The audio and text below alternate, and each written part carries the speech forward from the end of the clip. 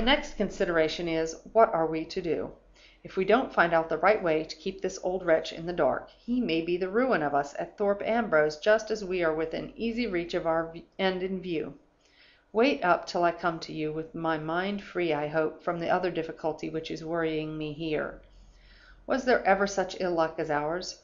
Only think of that man deserting his congregation and coming to London just at the very time when we have answered Major Milroy's advertisement, and may expect the inquiries to be made next week. I have no patience with him. His bishop ought to interfere. Affectionately yours, Maria Oldershaw. 2. From Miss Gwilt to Mrs. Oldershaw. West Place, June 20th. My poor old dear, how very little you know of my sensitive nature, as you call it. Instead of feeling offended when you left me, I went to your piano, and forgot all about you till your messenger came. Your letter is irresistible. I have been laughing over it till I am quite out of breath. Of all the absurd stories I ever read, the story you addressed to the Somersetshire clergyman is the most ridiculous. And as for your interview with him in the street, it is a perfect sin to keep it to ourselves. The public ought really to enjoy it in the form of a farce at one of the theatres. Luckily for both of us, to come to serious matters, your messenger is a prudent person. He sent upstairs to know if there was an answer. In the midst of my merriment, I had the presence of mind enough to send downstairs and say yes. Some brute of a man says in some book which I once read that no woman can keep two separate trains of ideas in her mind at the same time. I declare you have almost satisfied me that the man is right. What, when you have escaped unnoticed to your place of business, and when you suspect this house to be watched, you propose to come back here, and to put it in the parson's power to recover the lost trace of you?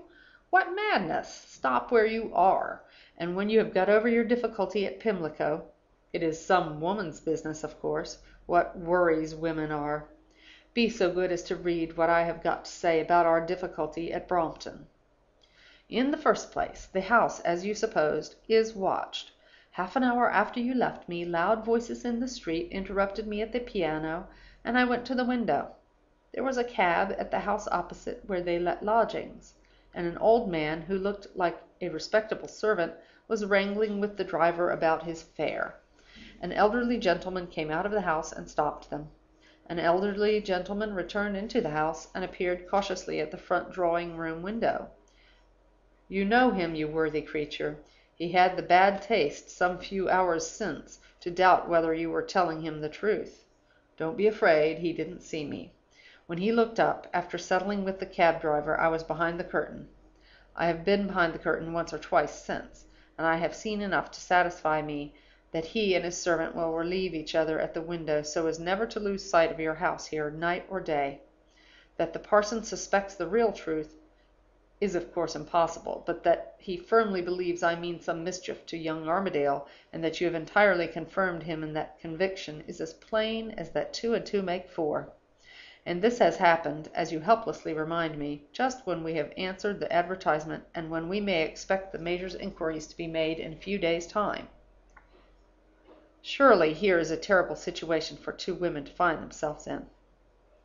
A fiddlestick's end for the situation. We have got an easy way out of it, thanks, Mother Oldershaw, to what I myself forced you to do not 3 hours before the Somersetshire clergyman met with us. Has that venomous little quarrel of ours this morning, after we had pounced on the Major's advertisement in the newspaper, quite slipped out of your memory? Have you forgotten how I persisted in my opinion that you were a great deal too well known in London to appear safely as my reference in your own name, or to receive an inquiring lady or gentleman, as you were rash enough to propose, in your own house? Don't you remember what a passion you were in when I brought our dispute to an end by declining to stir a step in the matter, unless I could conclude my application to Major Milroy by referring him to an address at which you were totally unknown, and to a name which might be anything you pleased as long as it was not yours? What a look you gave me when you found there was nothing for it but to drop the whole speculation, or to let me have my own way! How you fumed over the lodging hunting on the other side of the park, and how you groaned when you came back, possessed of furnished apartments in respectable Bayswater, over the useless expense I had put you to! What do you think of those furnished apartments now, you obstinate old woman? Here we are, with discovery threatening us at our very door, and with no hope of escape unless we can contrive to disappear from the parson in the dark. And there are the lodgings in Bayswater, to which no inquisitive strangers have traced either you or me, ready and waiting to swallow us up, the lodgings in which we can escape all further molestation, and answer the major's inquiries at our ease. Can you see at last a little further than your poor old nose? Is there anything in the world to prevent your safe disappearance from Pimlico tonight, and your safe establishment at the new lodgings in the character of my respectable reference half an hour afterward? Oh, fie, fie, Mother Oldershaw! Go down on your wicked knees, and thank your stars that you had a she-devil like me to deal with this morning. Suppose we now come to the only difficulty worth mentioning, my difficulty. Watched as I am in this house, how am I to join you without bringing the parson or the parson's servant with me at my heels? Being to all intents and purposes a prisoner here, it seems to me that I have no choice but to try the old prison plan of escape, a change of clothes.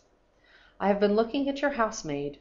Except that we are both light, her face and hair and my face and hair are as unlike each other as possible, but she is as nearly as can be my height and size, and if she only knew how to dress herself and had smaller feet, her figure is a very much better one than it ought to be for a person in her station of life.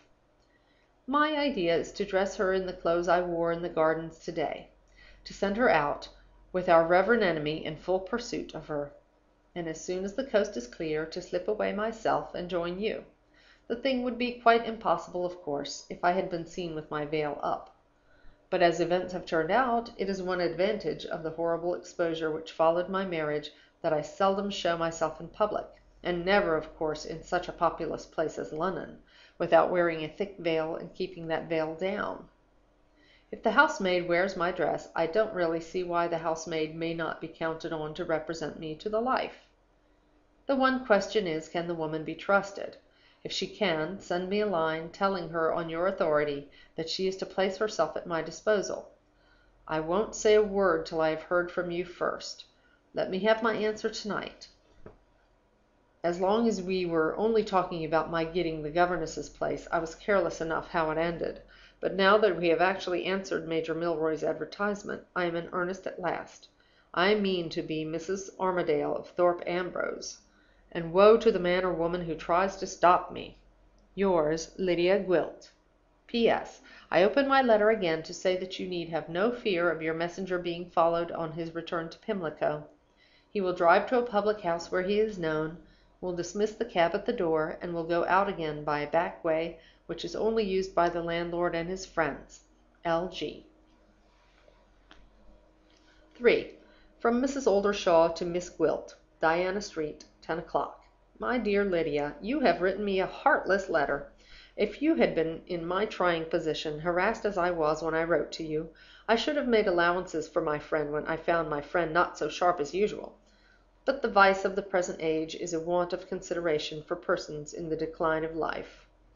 Morally speaking, you are in a sad state, my dear, and you stand much in need of good example. You shall have a good example. I forgive you. Having now relieved my mind by the performance of good action, suppose I show you next, though I protest against the vulgarity of the expression, that I can see a little further than my poor old nose. I will answer your question about the housemaid first. You may trust her implicitly. She has had her troubles, and has learned discretion. She also looks your age, though it is only her due to say that in this particular she has some years the advantage of you. I enclose the necessary directions which will place her entirely at your disposal. And what comes next? Your plan for joining me at Bayswater comes next. It is very well as far as it goes, but it stands sadly in need of a little judicious improvement. There is a serious necessity, you shall know why presently, for deceiving the parson far more completely than you propose to deceive him. I want him to see the housemaid's face under circumstances which will persuade him that it is your face, and then, going a step further, I want him to see the housemaid leave London, under the impression that he has seen you start on the first stage of your